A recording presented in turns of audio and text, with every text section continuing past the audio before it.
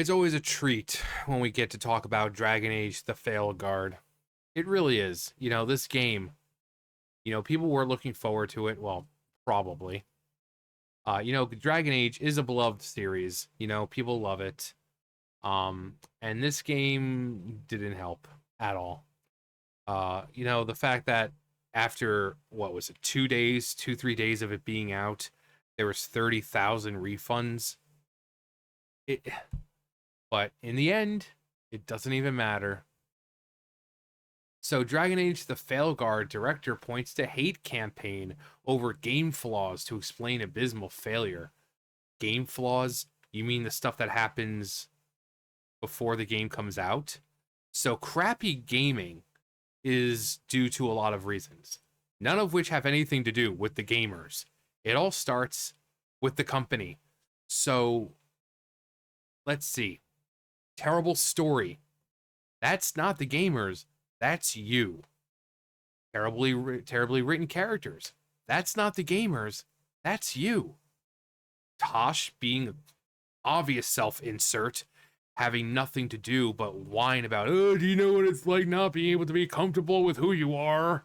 And, oh, I wish I could feel comfortable in this body. And, oh, I'm non-binary. Yeah, that's not the gamers. That's you. Having a game come out with glitches and all that before the game, as soon as it's released, that's not the gamer. That's you. So what flaws are because of the gamer? Once again, they fail to accept responsibility. Of course, Kareem Bush. Of course. Kareem Bush, director of Dragon Age the Veilguard, has recently attributed the game's disappointing performance to the purported hate campaign review bombing orchestrated by disconnected factions within the gaming community. Can I help you, Sam?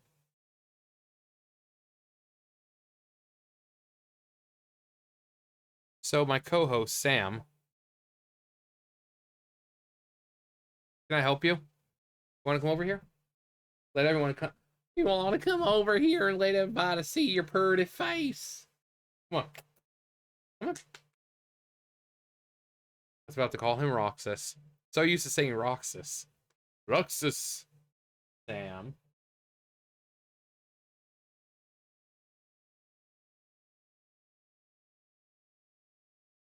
Want to come over here? Come on.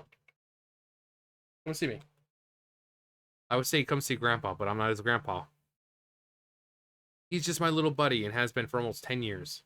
Can you believe that, Sam? For 10 years. Yeah! For almost 10 years. He got here. He's my roommate's cat. She got him like when shortly after I got here, which was like 2015, 2016. So almost 10 years. Yeah. You can't hear him all the way back there, but you can clearly see that he's talking. Yeah, 10 years. Yeah, you've been my little buddy this whole time, huh? Yeah. You gonna come over here?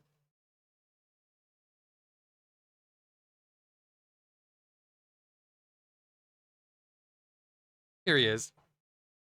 Say hi, Sam. Come here. We interrupt this program to bring you Sam. Come on. Come on, Bubba.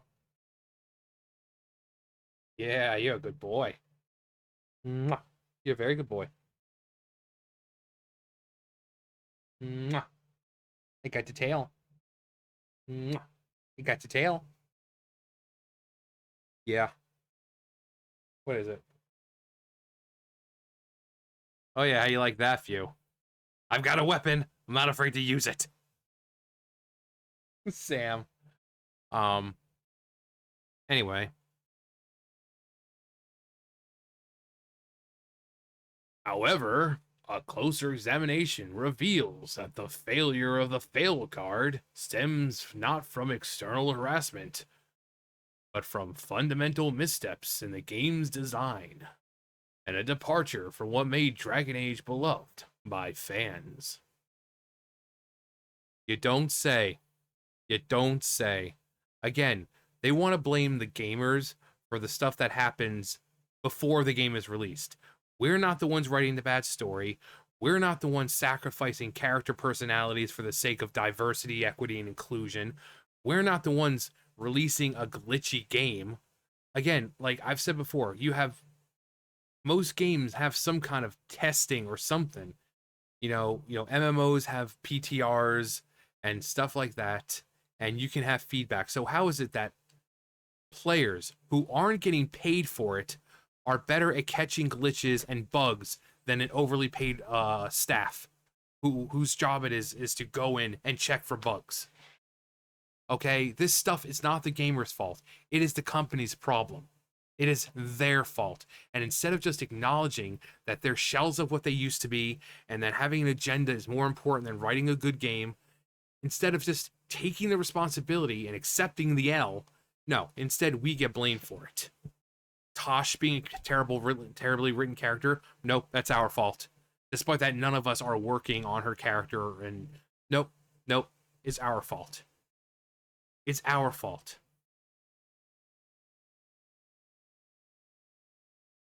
Bush's claims versus reality. In a series of statements made by former Kotaku writer Hayes Madsen, Bush claims that Dragon Age the Veilguard has been the target of a hate campaign, positioning it at the center of a cultural war on social media platforms. The director attributes negative comments and review bombing to highly polarized times we live in, suggesting that the external pressures overshadow the game's intrinsic flaws. It's hard. I grew up in a time when it really felt like that we were able to celebrate the games and to have these shared experiences, and that drive is still there. Okay, but they have to be good games. People aren't going to be like, yay, shitty games. The only one who does that is AVGN. Takes you back to the past to play the shitty games that suck ass.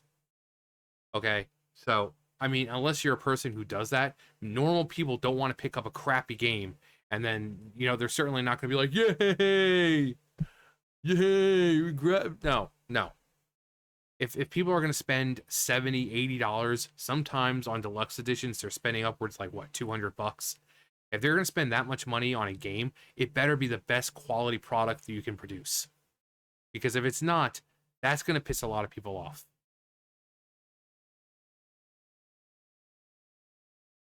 Bush opined in the highly flattering article Masson scribes on Inverse, I think the discourse we see is the result of highly polarized times, and perhaps it's a little naive. I know it's hard when you have to ask the question, is this game for me? Do I belong here? And games are better for it when we can say, yes, you do belong. You are validated, and you are noticed, and you are loved. If those are the kind of games that you're trying to make, it's clearly for a very, very minuscule group of people. Like 5% of the, 95% of gamers do not want this crap. You're catering to that 5%. And then you wonder why your game fails. You wonder why after 2 months, your game still hasn't even sold anywhere close to like 2 million copies. Why after 2 months, you still haven't made back remotely even close to what you spent creating the game in the first place. Because you're so concerned with catering to that small 5%. But then you blame us when it fails. As I was putting Sam out, another special guest, Adam. Say hello, Adam. Oh, you're purring like a little whore. Yeah. I guess he's just a baby. He's only like 7 months, I think. Let me think. Wait, May, June, July, August, September, October, November, December. Yeah, like 7, 8 months. Adam. He's a sweet boy. But yeah. If you're catering to the 5%, don't come crying and blaming the gamer when you don't make back what you spent, and don't complain that people don't like the game when you're specifically writing for a certain group of people. While Bush emphasizes inclusivity and diversity as pillars of modern game development, it's essential to scrutinize whether these elements were executed thoughtfully or simply imposed to cater to we know it was specific. Clearly, you have people like Tosh. Clearly, it was catered to a specific group of people. The game's abysmal review scores and dismal sale figures indicate that many players felt alienated rather than welcomed. You don't say. That's what happens when 95% of gamers don't give a crap about diversity, equity, inclusion. That if there is going to be diversity, equity, inclusion, they need to be well written, because we cannot see ourselves or care about a character whose entire personality is based on how they identify. So if Tosh was more than just, I'm non-binary, do you think they like not being able to be comfortable who I am? And if she was more than that, it would have been great. But that's all she was. Her entire personality was she was non-binary. That was her entire shtick, was that she was non-binary. I can't care for a character just because of how they identify. I'm not saying to take out diversity. I'm saying they need to be well written. But every time I say this, there's always those rereads in the comments like, hey, well, you just hated you're just a fat fucking incel. And are you really listening to me, or are you just looking for an excuse to call me an incel? I'm outright saying diversity is fine. It just needs to be well written. Tell me where I'm saying that we don't want it in the games. Tell me where I'm saying to take it out. I'm saying if you're going to have it, make them genuine characters, and do not make their entire personality based around how they identify. So if you have a black character, don't base their entire personality around them being black, and just have them bitching, complaining about how oppressed they feel the entire friggin' time. If you have a trans person or non-binary, don't be a Tosh, where like everything is just, I don't like not being comfortable. I don't like being comfortable. Not being comfortable in my own skin, and you always look down on me because I'm different. And don't do it. It's okay to have those characters. You just need to write them better. But nope, people are rereads, so I don't even know why I bother trying to explain that. Because no matter what, even if even when I say I don't care about the diversity as long as it's well written, they don't care. They're looking for a reason to come out there and just come out here and be like, oh, you're just an incel, and you're this, and you live in your mom's basement, and I'm not smart enough to create a new freaking insult, so I'm just going to rehash the same crap that's been spewed 1,000 times, because we're not smart enough to think of anything else.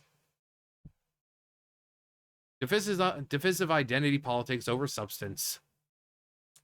Dragon Age has long been celebrated for its rich storytelling and complex characters. However, the Veilguard appears to have shifted its focus disproportionately toward identity politics, sidelining the intricate narrative and dark fantasy elements that fans cherish. And I know that the other games had diverse characters, but they were well written. Funny how that works. Funny how Dragon Age had diverse characters who were well written, and people didn't have a problem. The Veilguard comes out, diverse characters that are poorly written, and people are speaking out. Same company, the same people, and yet people are speaking out against this and not the other. Maybe because people don't like diversity when it's terribly written. Just a hunch. Just a hunch. This pivot may have diluted the series' core essence, leaving players yearning for the depth and darkness that defined earlier installments. Bush's emphasis on diversity and authentic experiences raises the question: was this focus at the expense of gameplay mechanics and storytelling quality? The game's inability to balance these aspects likely contributed to its poor. Yeah, with them, it's one or the other. Because nowadays, you cannot have diverse characters that are well written.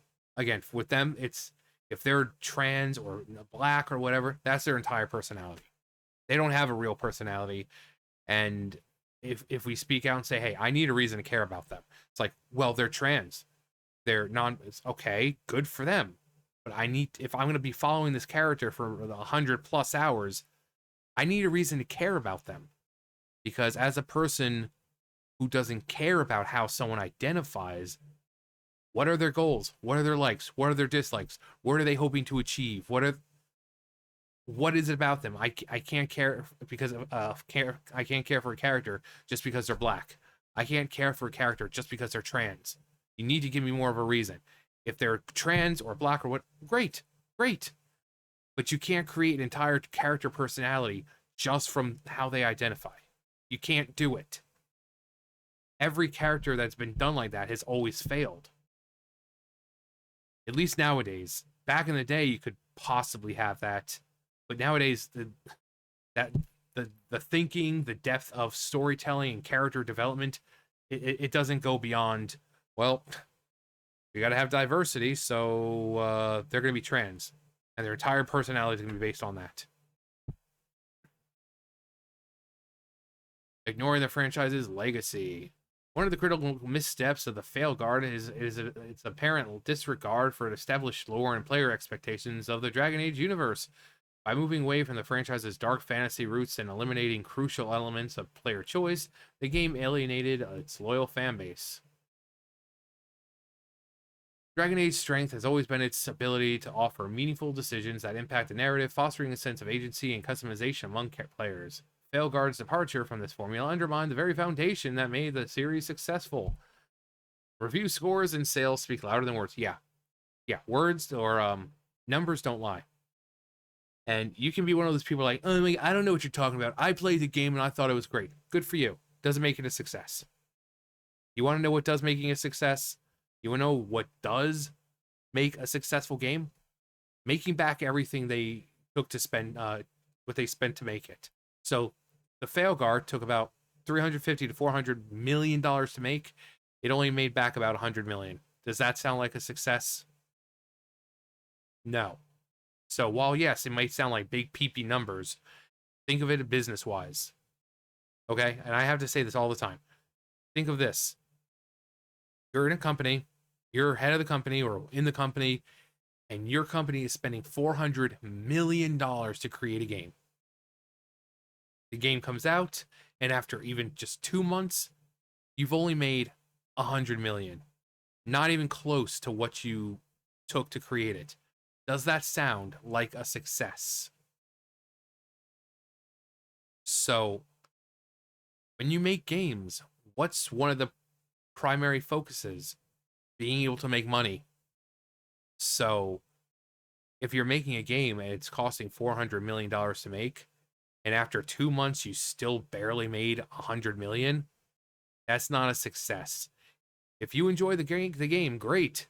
That's awesome. But liking the game doesn't equate it to being a success.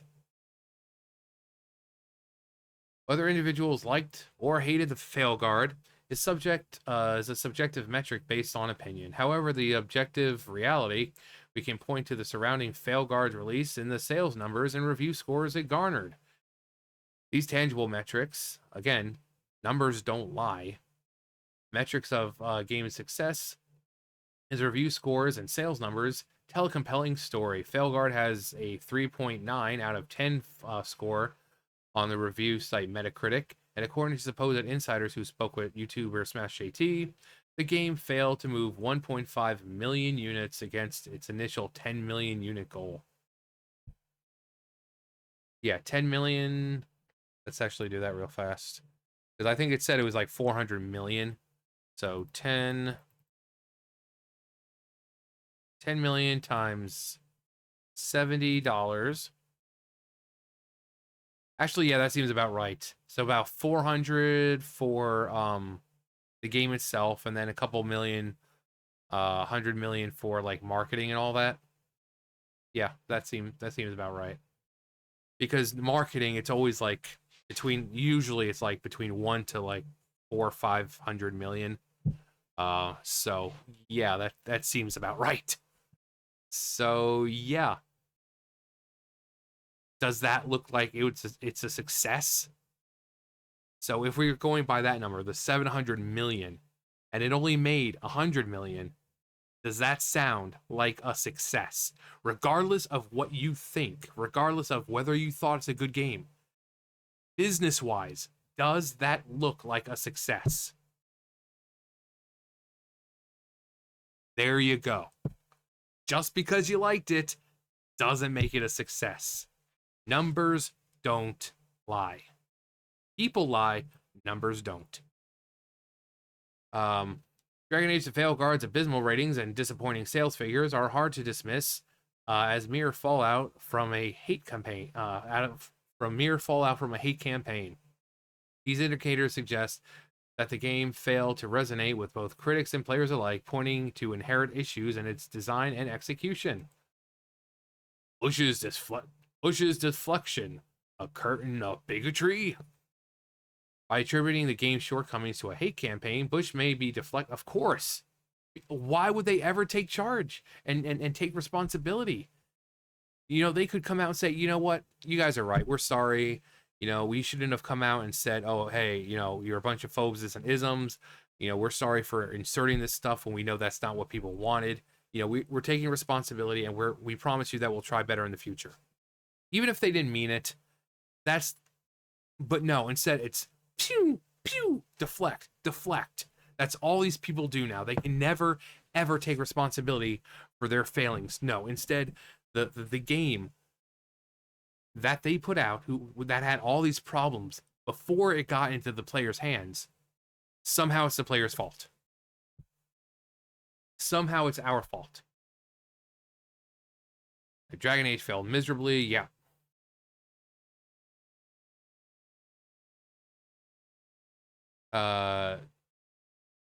Greenbush's emphasis on inclusivity isn't the point. That doesn't appear to be what the gaming community at large is looking for, based on the failure of this game, along with DEI titles like Concord, Dustborn, Star Wars Outlaws, and Unknown 9 Awakening. Great representation. I always say great representation of what the game was and how it blew. The game blew. It blows. Just like Tosh, it blows. Any comments? We got a few comments. Buddy with the keyboard never lets us down. It's not our fault for making a garbage game. It's the fault of the people who point out how garbage our game is. Yeah, exactly. Did anyone expect anything else from an adherent to an ideology whose whole appeal is shifting blame from personal failures? Can't help but notice you never once referred to Corinne Bush with any pronouns. He's following editorial. Everybody knows the truth, so stop policing speech.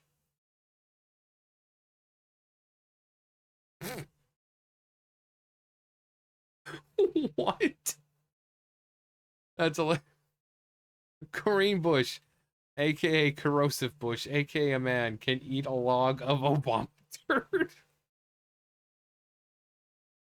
What?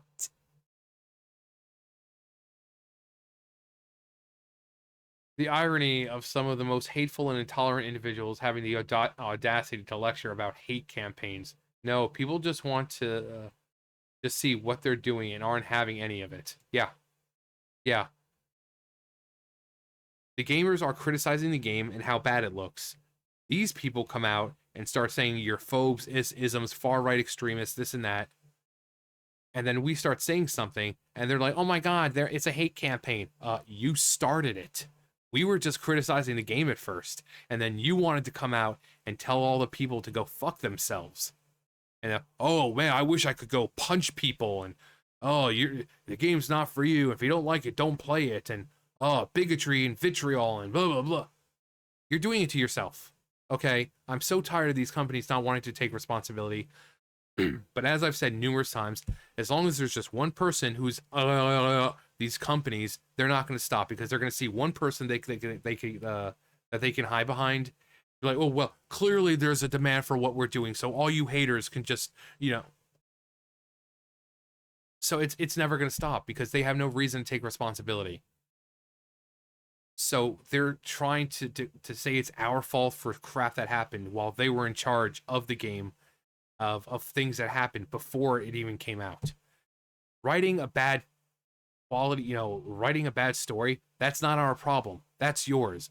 Writing a character whose entire thing is based on their personality and non-binary, that's not us. That's you. Letting a game get released before it was fully checked and quality and all that, and releasing a buggy game, that's not us. That's on you. Why are these companies so afraid of just taking responsibility? Why are they so afraid of just taking responsibility and saying, you know what, yeah, we messed up. We messed up, but we're again, they don't even have to be telling you the truth. All they have to do is say, yeah, we messed up. We're gonna try harder. Can't do that. Can't do that. But these days, you got to double down and just keep attacking the gamers. Keep attacking them. Surely, don't call me Shirley. Surely it's worked out so far for you. Every other game company or company in general that they've been for the past year or so that they've been doing that. You're coming out and attacking the player, attacking the view. Yeah, it's worked out so well for them, hasn't it? They're just making million. Oh wait, no, they have to keep laying people off because they're not making any money. But sure, it'll work out eventually, I guess. But hey, what do we know? We're just a bunch of phobes and isms. Anyway, that's going to do it for me. You guys know the drill. I'll see you guys later. Bye, guys.